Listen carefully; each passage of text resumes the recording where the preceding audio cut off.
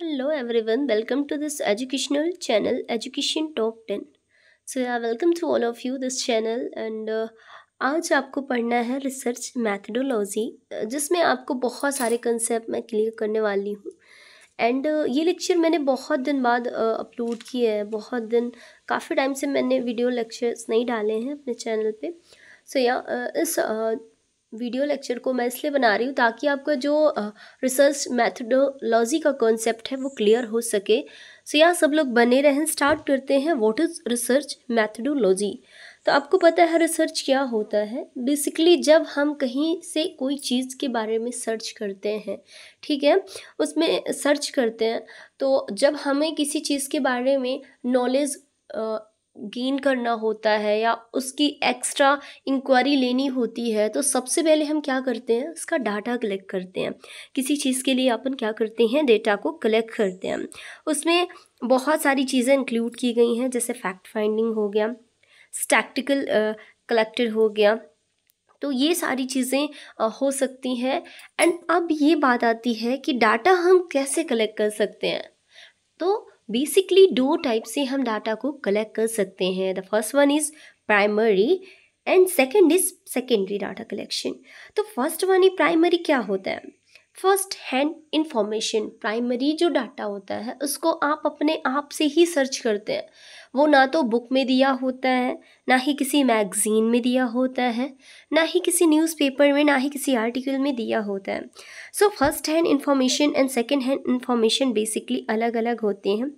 First hand में आप खुद ही रिस्पोंडेंट को रिस्पॉन्स देते हैं, अपना डाटा कलेक्ट करते हैं, एनालिसिस करते हैं, चीज़ों के बारे में एक्स्ट्रा सर्च करते हैं, उसके बारे में नॉलेज गेन करते हैं। इसके बाद आपको रिजल्ट कंक्लूज़न मिलता है।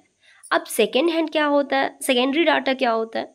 फर्स्ट जो आपका प्राइमरी डाटा है वो तो आप समझ चुके हैं।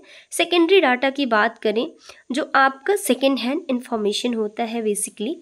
सो हम बात करते हैं इसमें न्यूज़पेपर। जैसे आपने कोई चीज़ न्यूज़पेपर के थ्रू सर्च करी, या फिर कोई आर्टिकल है उसके थ्रू सर्च करी, या मैगज़ीन है, इंटरव्यू है, बहुत सारी चीज़ें हैं। अलग अलग तरीके से आप रिसर्च को सेकेंडरी डेटा कलेक्शन के थ्रू आप रिसर्च कर सकते हैं, ठीक है। इसमें बहुत सारे आपको पॉइंट्स भी दिए होंगे। सो आगे हम बढ़ते हैं।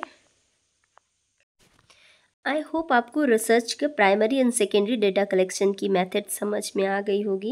इसमें बहुत सारी चीज़ें हैं, जैसे डेटा एनालिसिस करते हैं हम, एक नई जो एडिटिंग न्यूज़ है उसको एनहेंस करते हैं।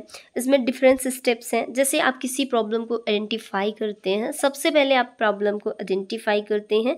रिसर्च मैथडोलॉजी का फर्स्ट स्टेप ही होता है कि किसी प्रॉब्लम को पहले पहचानना, ठीक है, फिर उसमें अपना रिव्यू देना। जब तक आप प्रॉब्लम को अपनी नहीं पहचानते हैं कि आपको किस मैटर के बारे में डाटा कलेक्ट करना है, किस चीज़ के बारे में आपको रिसर्च करना है, नॉलेज गेन करना है, सो ये सारी चीज़ें आपको तब तक रिव्यू नहीं दे सकते हैं, या फिर कोई भी लेक्चर आप नहीं दे सकते हैं उस मैटर पे, ठीक है।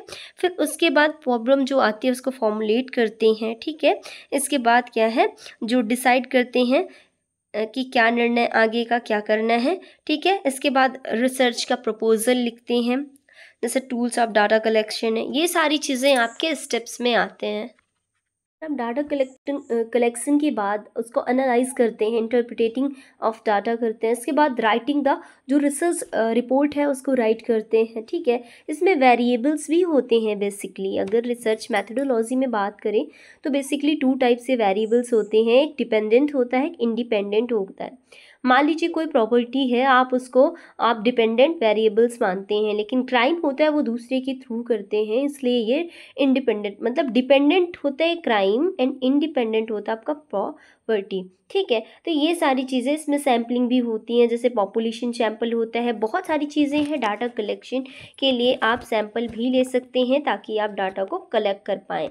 प्रोबेबिलिटी सैम्पलिंग भी दो टाइप के, जैसे probability sampling and non probability sampling होती है। इसमें भी सिंपल रैंडम, स्ट्रैटिफाइड हो गया, सिस्टमैटिक हो गया, ठीक है, क्लस्टर एंड मल्टी स्टेज हो गया। लेकिन जो प्रोबेबिलिटी सैम्पलिंग होता है उसमें कन्वीनियंस परपोजिव या जजमेंटल भी होती है, snowball sampling, quarter sampling and self selecting sampling होती है। सो आज के लेक्चर के लिए इतना ही। आगे के वीडियो में आप टाइप ऑफ रिसर्च पढ़ेंगे, जिसमें से रिसर्च के टाइप क्या क्या हैं, कैसे कैसे आपको रिसर्च करना है, सारी चीज़ें ही मैं बेसिकली ब्रीफली कवर करूँगी। सो अगर लेक्चर पसंद आता है तो वीडियो को ज़रूर से ज़रूर शेयर करें फ्रेंड्स तक। एंड इसके बाद आपके लिए आपकी रिक्वायरमेंट के अकॉर्डिंग आप कमेंट बॉक्स में कोई भी मैसेज डीएम कर सकते हैं मुझे, जिससे मैं आपको नए लेक्चर प्रोवाइड करवाऊँगी। So yeah thank you so much everyone, bye bye.